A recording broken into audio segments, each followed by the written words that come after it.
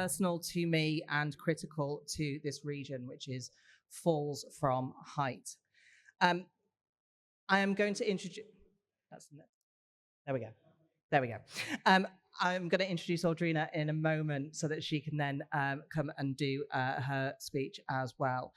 But working at height and falls from height remains one of the most common causes of workplace fatalities globally. And we need to provide the tools and the motivation to eliminate this risk.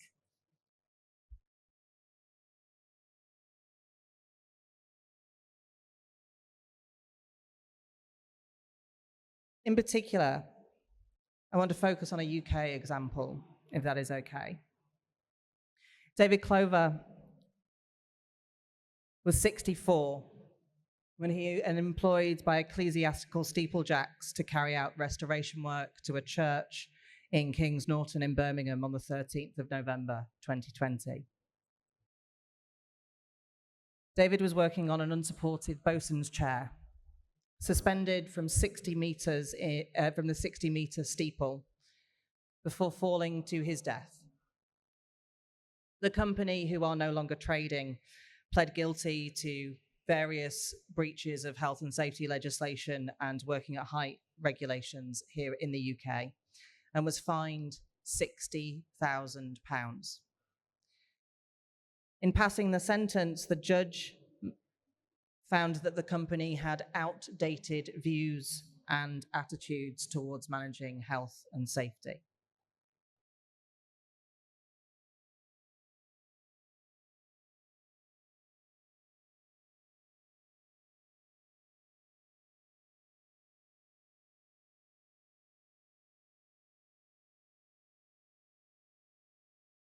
And it's not just an individual like David Clover. The bottom line, it costs. Having a fatal incident costs to the employer, the individual, the government in loss of taxes and increase in benefit payments. In South Korea, for example, there were 9,191 injuries due to falls from height in its construction industry, the highest proportion of injuries in the sector. In comparison, in the UK, in 2022 to 2023, the estimated cost of falls from height in the UK was more than £847 million.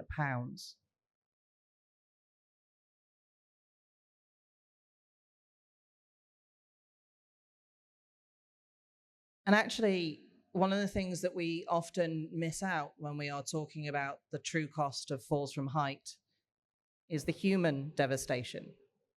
The human cost is so much more than the financial cost. It hurts the victims and their families on so many levels, psychologically and physiologically.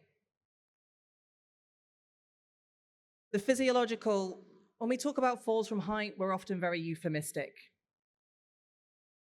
The reality is that we're talking about broken and fractured limbs, skull fractures and traumatic brain injuries, paralysis from spinal cord injuries, and soft tissue injuries of sprains, strains, and mobility issues.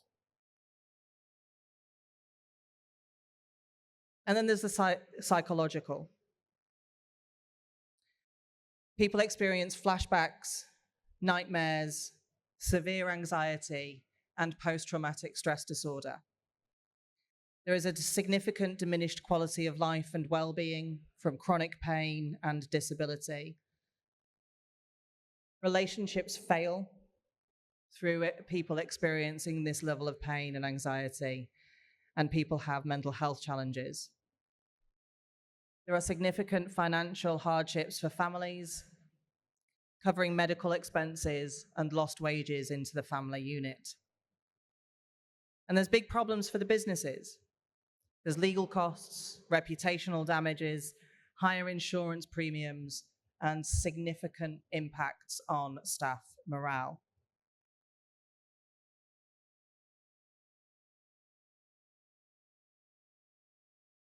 I have experienced 2 serious falls from height throughout my career.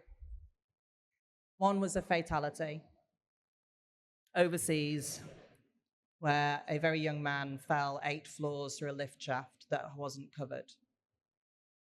The other one was what appeared to be very simple. The individual survived, and it was a ladder that snapped underneath him. He fell 6 foot, and he fell onto the broken ladder. And he broke his back in 3 places. We're talking 7, nearly 8 years ago now, and on bad days, I can still hear his screams of pain from the other end of the hospital ward. It doesn't just impact the individual that is hurt. It didn't just impact his girlfriend, his parents, who were worried about how they were going to have to adjust their house in order to accommodate his disability. But his colleagues who had to hold his neck and his back straight while he's screaming in pain, waiting for the ambulance. It's those of us that had to investigate the incident and deal with his family. His dad, I felt like I had bruises for about a week afterwards, where his dad poked me in the chest going, "You represent the business that hurt my son.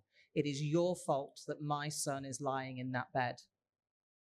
And I agreed with him. Because as a health and safety professional, when things go wrong, it's not just the people that are physically hurt that hurt, it's us too. Because we care about the people we work with. When things go wrong, it means we've done something wrong as well.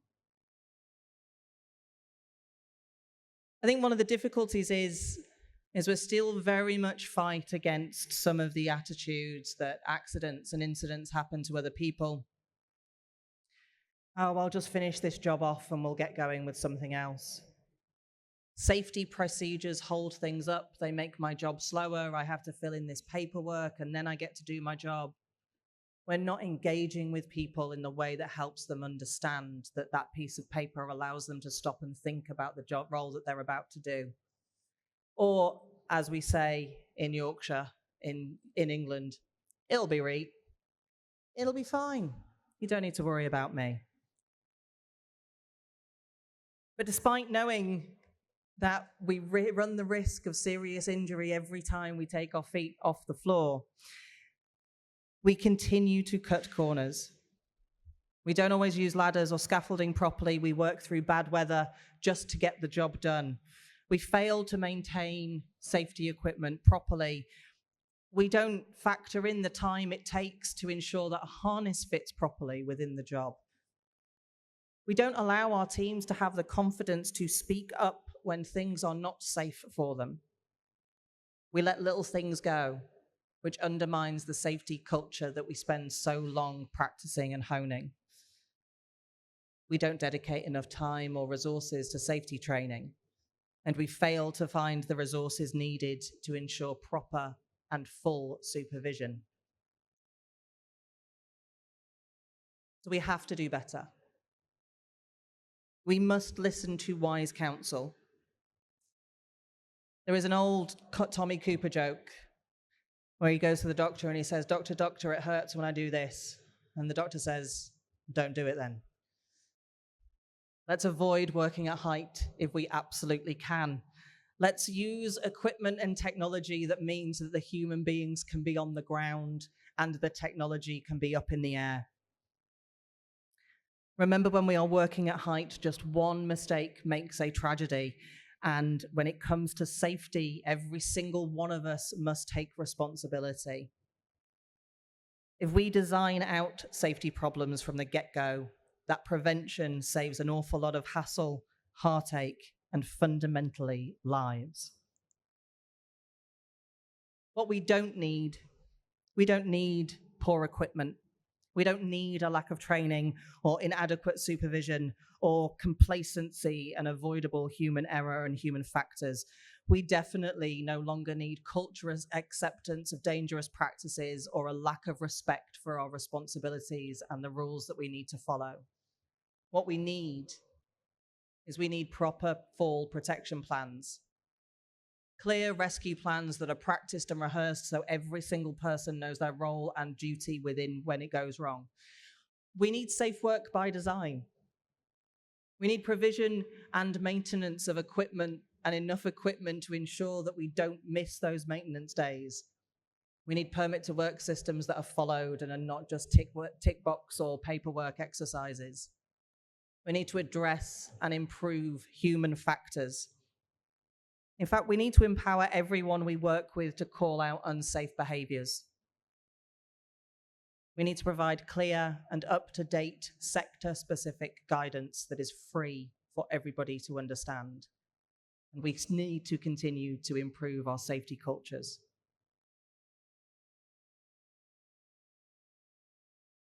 Time is absolutely now. So let's do it. Thank you very much. And I am going to pass over to Audrina in order for her to do her presentation. And then we will definitely have a conversation afterwards, I promise. Thank you very much.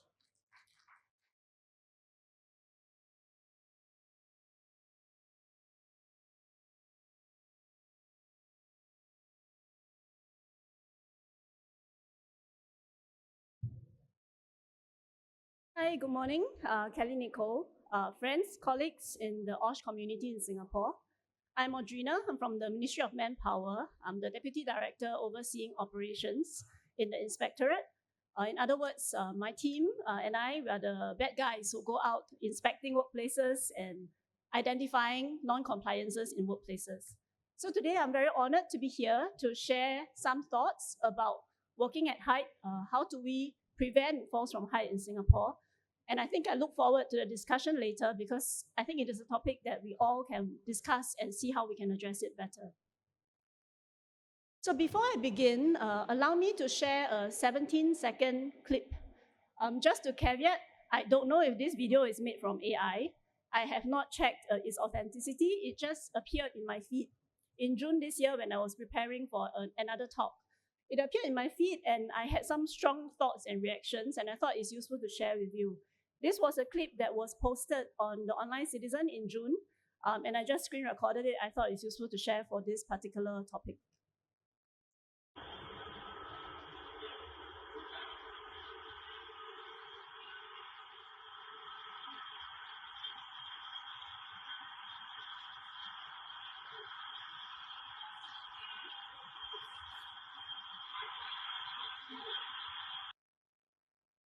So that's the video you saw.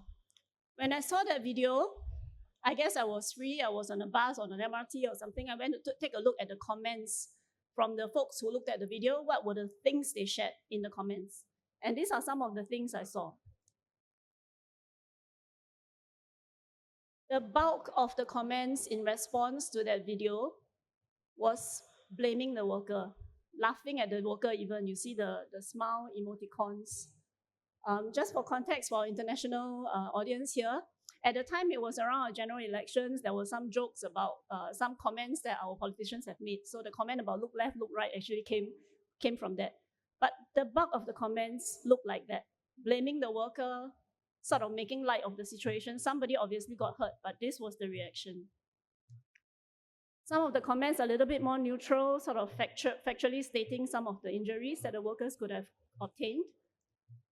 And I think this is like one or two out of all the comments that talk a little bit about systematic measures that the workplace ought to have taken to prevent something like that from happening.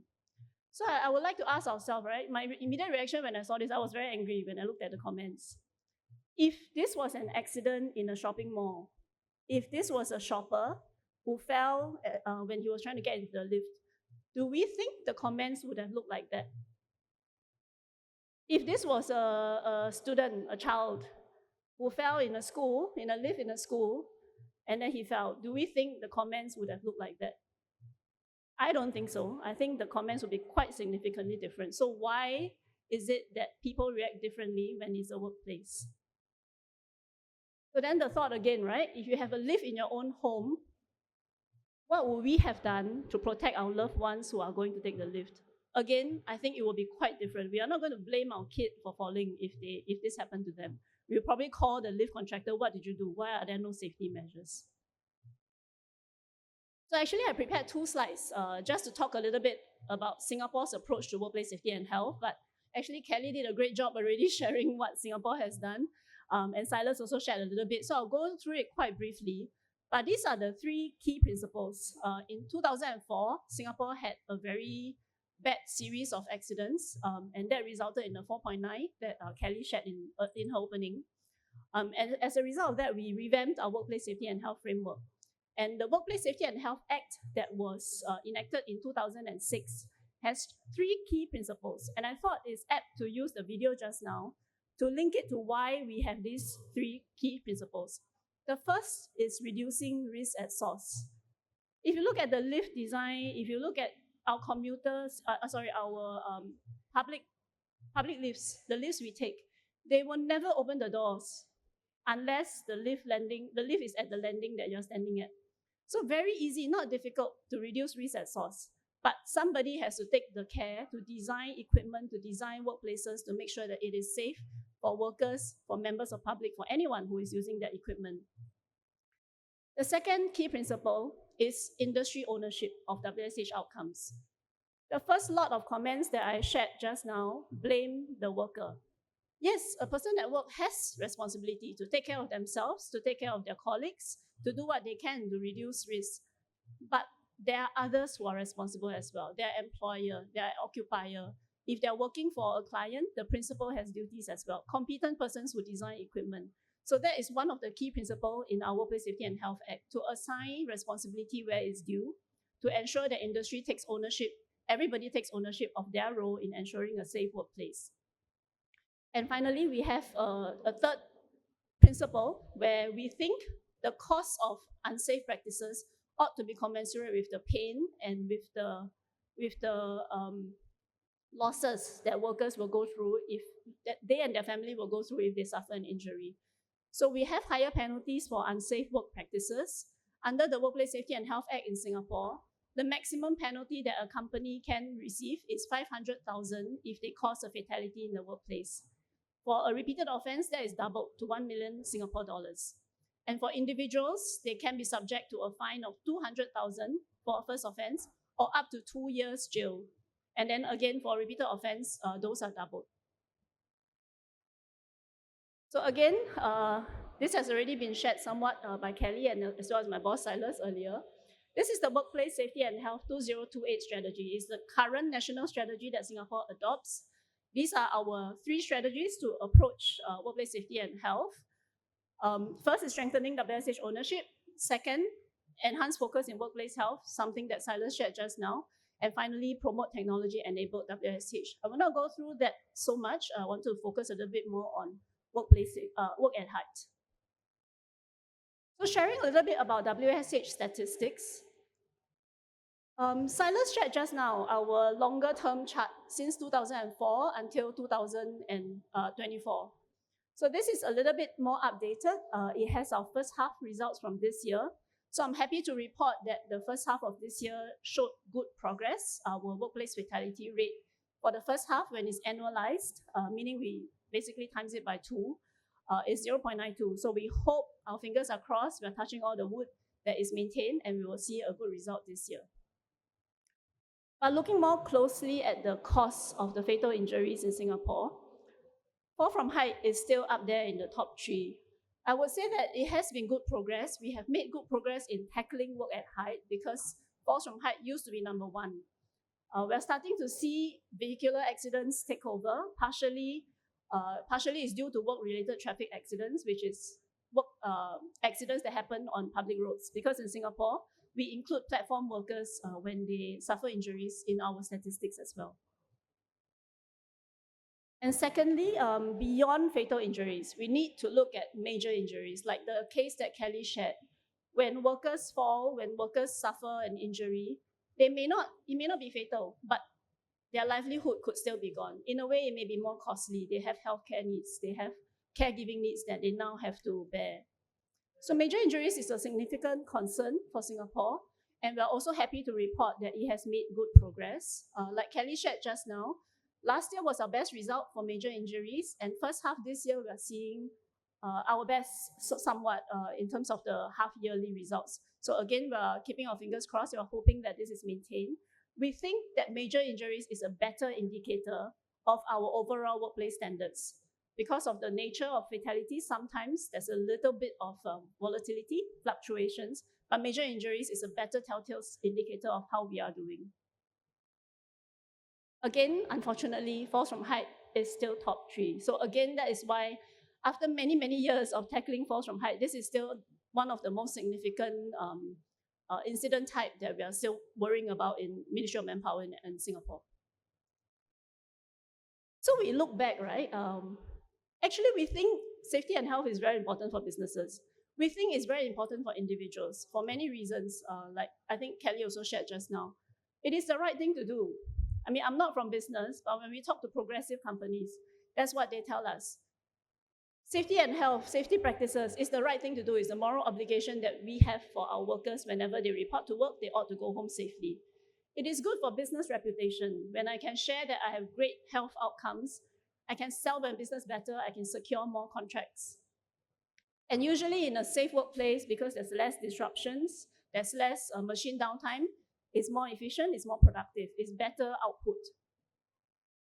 In terms of cutting losses, if I can make sure that there are no safety incidents, I can reduce absenteeism, I can reduce my healthcare costs, I can reduce operational losses, and I can reduce legal liabilities. As I mentioned just now, there are quite high penalties for safety incidents in Singapore. So all these are also interrelated. Actually, if you think about it, yeah, safety and health is good for business. Why are safety accidents still happening in Singapore? So this is the reason why we asked that question, right? Why are safety incidents still happening in Singapore? Today, I'll take the chance to share 2 case studies, both of which I think are quite different from each other. The first case I'll share somewhat has an individual component to it. Somewhat there's some responsibility of the deceased in this case. This was a worker who was trying to reach the ceiling of where he was working. He needed to fix the CCTV. And actually, they planned their work. They brought scissors lift. They intended to work safely at height. Unfortunately, as you can see a little bit at the ground, it was a ramp. So a scissor lift cannot be stationed on a ramp. Therefore, the equipment that they brought was not suitable. They couldn't access work at height using the ramp. And then they look around them, right? Instead of replanning their work, instead of trying to think about an alternative platform to work at height, they saw a forklift nearby. And that forklift didn't belong to them. It belonged to a company, another company. But because the key was in there, and they could find an operator who was willing to take the chance, they used the forklift to lift the deceased up to try to access the work at height. And I think we all know in this room that is extremely unsafe. And he fell, and as a result, he succumbed to his injury 6 days later. So this is the first case. In a way, there's multiple failures. There's failures from the operator, there's failures from the deceased, there's failure from the company that owned the forklift in not controlling access to a high-risk equipment. The second case, in my mind, was even more unfortunate. In a way, it was a death trap that was set out for the worker. This was a floor opening. So somebody in the workplace had covered a floor opening with a plywood, but did not secure it. There was no warning signs, there were no barricades. And the deceased, in the course of doing his work, diligently doing the things he needed to do, to clear the space, to do the things that he needed to do, I guess lifted it, displaced it, and then he fell to his death through the opening. Every time I come across a case that is a floor opening, I feel like it's a death trap waiting to happen, right? Not difficult to do, to secure, but yet we are still seeing things like this happening, unfortunately. So we ask ourselves, right, why are falls from height still happening? We try to tackle this question. In general, we think there's 2 buckets, right? First of all is know-how. Is it that our workers do not know how to protect themselves from falling from height? Lack of knowledge. But if you ask me, falls from height is one of the simplest things to prevent. It's the sort of the oldest, most traditional workplace risk. It's not difficult to prevent. And there has been plenty of training available, public, free, guidelines, standards, much available, very, very easy to access, right? And actually, it's not difficult to prevent falls from height. Get yourself away from open edge, barricade the open edge. The most technical part is, I guess, the folks who certify the fall arrest equipment, the rope access. But for the majority of workers, it is not difficult. So we think the lack of knowledge can be addressed quite easily with training. However, the bigger problem to solve, right, is willingness. So for willingness, as was alluded to, I think both by Silas and Kelly, companies or individuals even workers may value time and money over investing time or investment in costs in safety. So for that, we have tried to balance. I will share a little bit later about what we have done in Singapore to increase the cost of accidents and the cost of non-compliance, and also increase the attractiveness of putting in place measures for workplace safety and health, to try to balance and balance the scale a little bit so that they see value in investing time and money for safety compliance. We think this is a challenge, but to me, it's not as difficult as complacency and risk-taking. I think that is the bigger problem that is causing the lack of willingness or insufficient willingness to put in the effort for preventing falls from height. Actually, all of us in our whole life, right, it's a game of probability, right? When we are babies, our parents give us the best milk they can find, breast milk or formula, to give us the best chance of growing up well, of being healthy, right?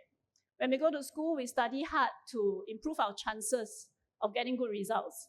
And in turn, that is to increase our chance of getting a good job.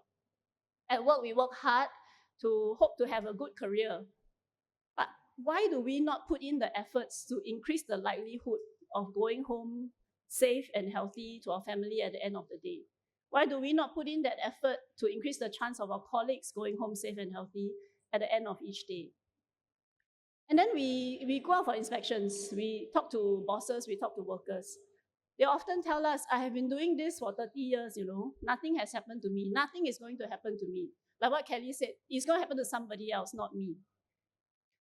But actually, if you think about it, these are the same folks who probably go to Singapore pools, buy their Toto ticket, right? Toto is our Singapore lottery. And I Googled yesterday, the chance of striking the jackpot in Toto is 1 in 14 million. Workplace fatality rate, even in our best outcome, is almost 1 in 100,000. Actually, the chance of a workplace fatality is more than 100 times more likely than striking Toto. Why do people believe they can hit the lottery, but do not believe an accident is going to happen to them? It does not make sense.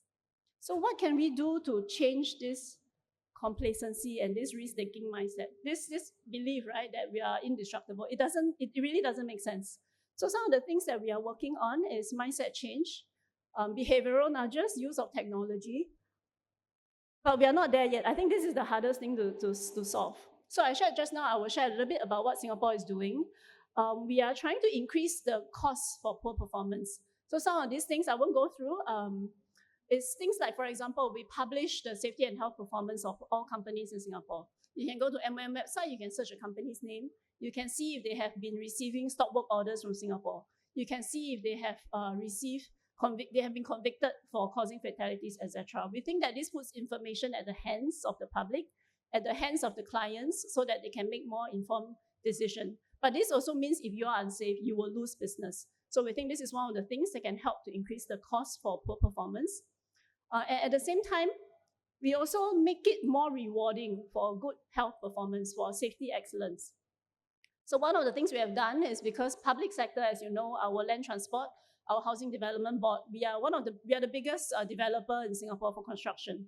So for that, they have safety qualification criteria. If you have unsafe practices, you have seen to have systemic issues, you're not allowed to even tender for projects. So that makes it rewarding for you to invest in safety. That's one example. But beyond government procurement entities, we also want to extend it to all the private sector. That's why we have the WSH Advocates Program, which we work with the Safety and Health Council to develop. These are the queen bees. They are the big procurers in the industry, and we think they can also help to improve safety outcomes amongst their subcontractors. So we want to, like what Silas said, safety is no longer a cost center, and it is a value. It is a competitive advantage, and this is where we are tilting this scale for this aspect of willingness. The other aspect is we are quite mindful, right? We have just about 100 inspectors in Singapore. We cannot inspect all workplaces in Singapore. It's hard. So therefore, we have also garnered the help of all the public to be our eyes and ears on the ground, we have a snap-safe reporting platform so that anyone, if they spot an unsafe practice, they can alert us, and then we can then go down and take actions to ensure that unsafe practices are stopped. But more importantly, this empowers the workers as well to take actions to improve their own safety. They can whistleblow if they need to, if they have raised it to their employers and no actions are taken. So this is where we are also increasing the deterrence with the help of the public as well as the workforce. And then finally, one of the things that we do is take away work at height, exactly like what Kelly said. Facade inspection is one of those things that people used to do by working at height, but actually now you can use drones, right, to do your inspection. I think this is quite common already, quite widely adopted. But also other things beyond inspection, you can do cleaning, you can do some spray painting, some screening, etc. All this using robotics to remove and eliminate work at height, including drilling, etc. These are things you can easily find online, so I won't go through. But when you have to work at height, even when you have to work at height, you can adopt some smart technology. There are smart harnesses that your workers can wear that will check whether they have anchored their harness. If they're working at height and they are not anchored, then this harness is going to alert them so that they are reminded to do the right thing. And finally, right, the last thing that we can also use is when the workers maybe forget or when the supervisors fail to check. We can also use video analytics. This is an possible enhancement of our video surveillance system. For the benefit of our international audience, in Singapore, we have mandated video surveillance system for all construction work sites above $5 million in project value. So this is an additional, we do not mandate video analytics, but the companies are encouraged. You already have the hardware. It doesn't take that much more to invest a little bit more in the software that can alert you whenever there are unsafe practices. So video analytics is quite mature.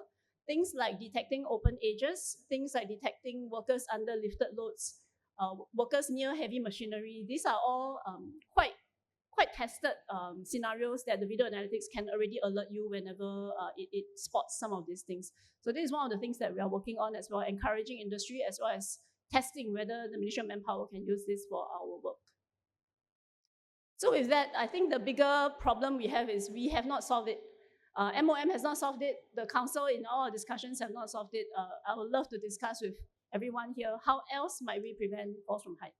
Thank you very much.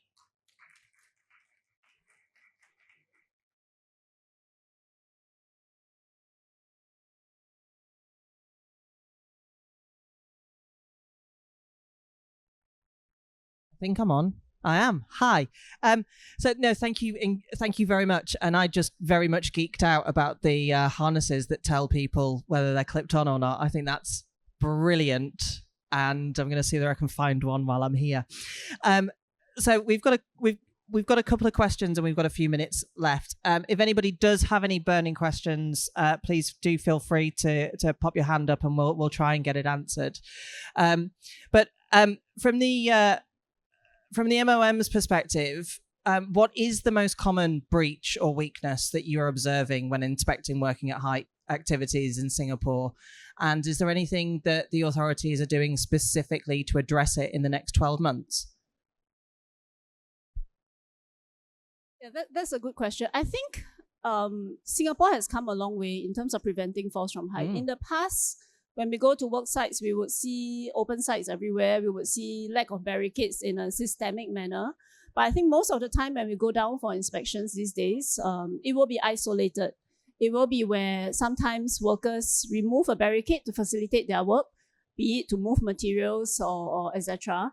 And then they forget to put it back. Or sometimes it's where those are more minor technical offenses where the barricades are not of sufficient provisions, height, or the way they secured it. The other kinds of contraventions we see is the non-construction workplaces.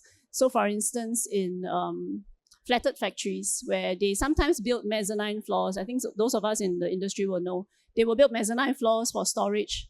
And then, and then they will often tell us that we don't really access that mezzanine floor, therefore there's no barricades.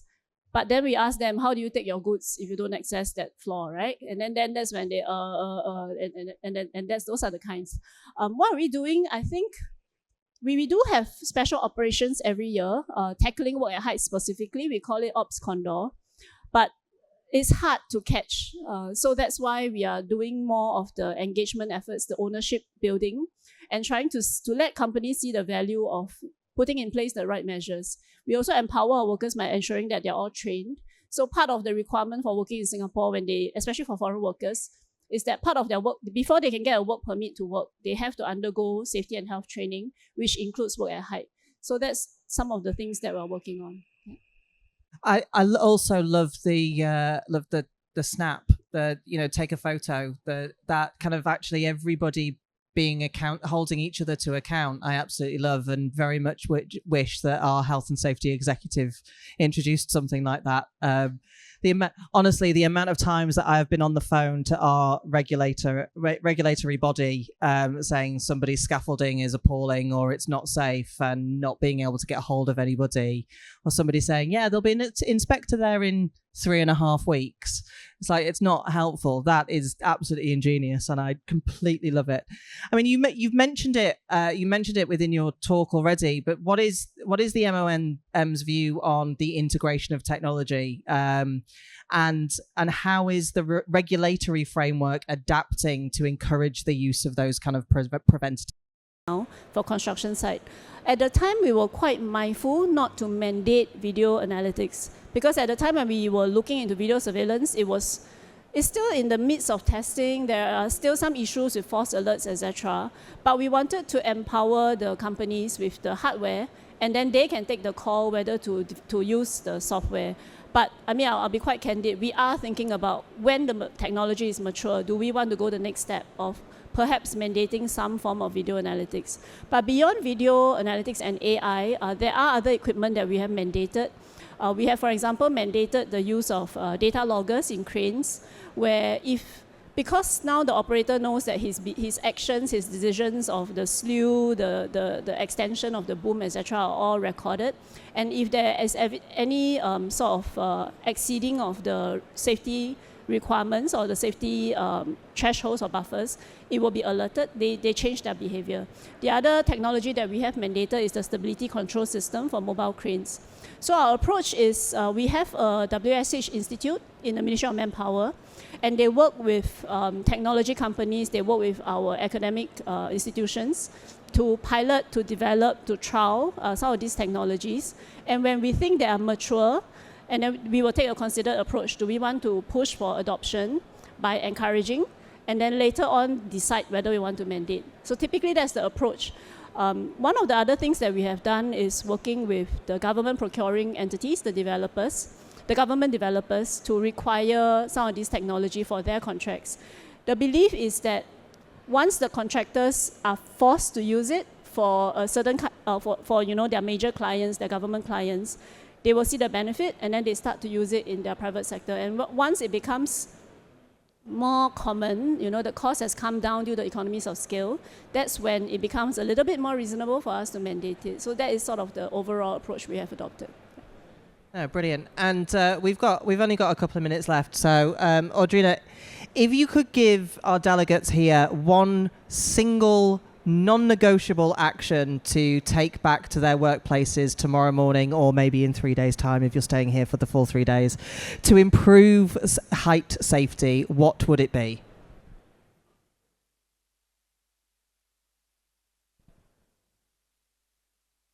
That's a hard question. I don't know what's the one thing, but remind them of to me, when I saw the odds for the Toto, right, I thought that was like, when you compare, you realize people do irrational things.